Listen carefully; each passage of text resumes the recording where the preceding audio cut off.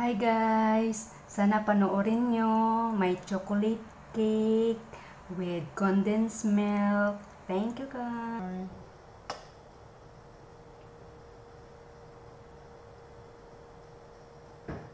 Hi guys! Nandito na naman ako sa harapan ninyo. Lily Sales. Ang ipapakita ko ngayon kung paano ko ginawa yung aking chocolate cake with condensed milk. And then, ipapakita ko rin dito kung paano ko siya ni-frosting.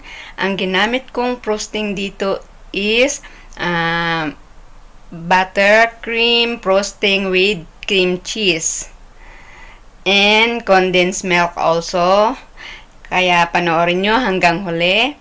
Kung di pa kayo nakasubscribe, please don't forget to click like and subscribe. Thank you guys! Please click like and subscribe. Ayan guys, yung ingredients natin. Oil, condensed milk, fresh milk, baking soda, baking powder, salt, cocoa powder, flour, all-purpose flour, egg, kahit anong brand yan ng ng oil. And then, make sure na isifted natin yung ating flour, yung baking soda, yung baking powder. Kasi importante yun. Kasi minsan yung ating flour ay bumubuo-buo. O kaya yung ating baking soda at saka baking powder. Pag magbuo siya, hindi siya madaling matunaw. Kaya mapait or bitter yung lasa niya. Kaya importante na isifted natin talaga siya.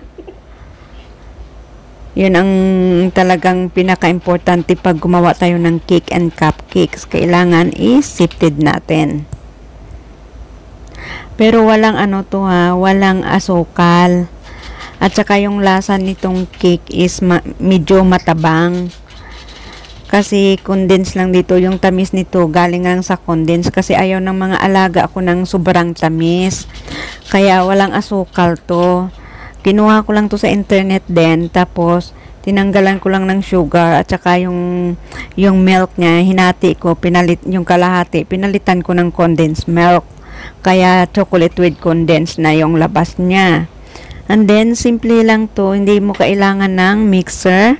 Halo-haluin mo lang lahat na hanggang sa matunaw, hindi kailangan ma-overmix. Ayan. Yung oil, kahit anong brands lang din ng oil. Sa sunflower or what you call this, yung basta hindi lang siya olive oil.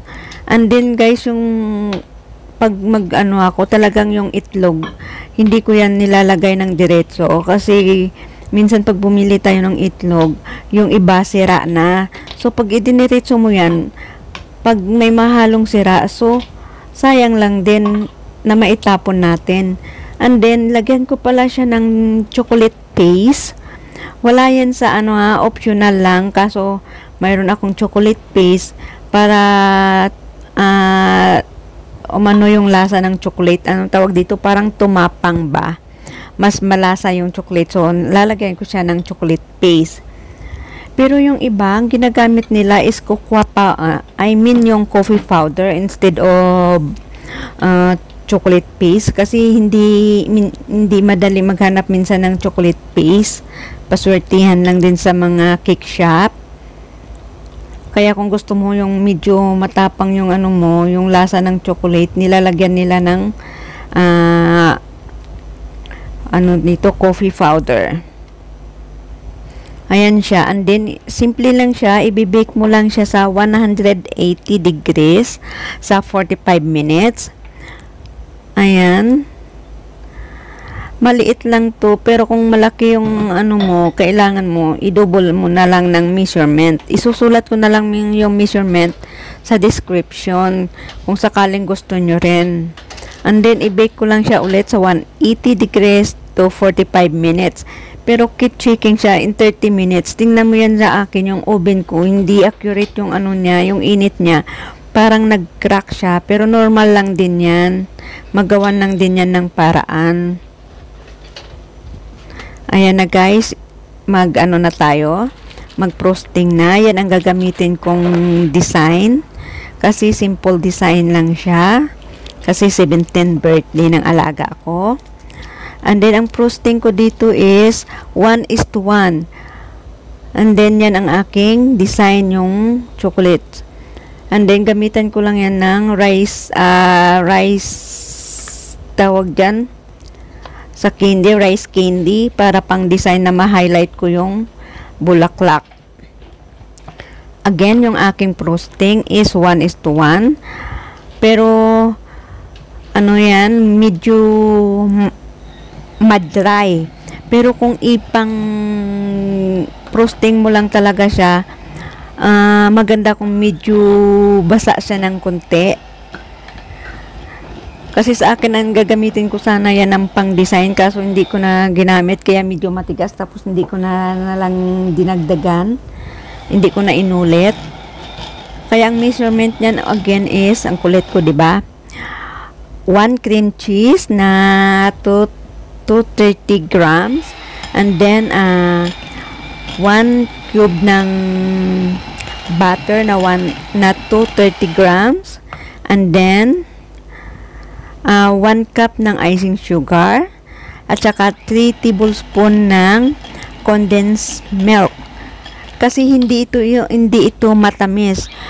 Again, kung gusto nyo ng matamis, dagdagan nyo lang ng either condensed milk para medyo mabasa-basa siya, or dagdagan mo siya ng icing sugar. Kasi hindi nila dito sa bahay yung matamis. Gusto nila napaka-light lang ng lasa. Pero kung gusto mo dyan ng medyo matamis-tamis, advisable ko dyan yung kunting condensed milk pa, mga 2 spoon.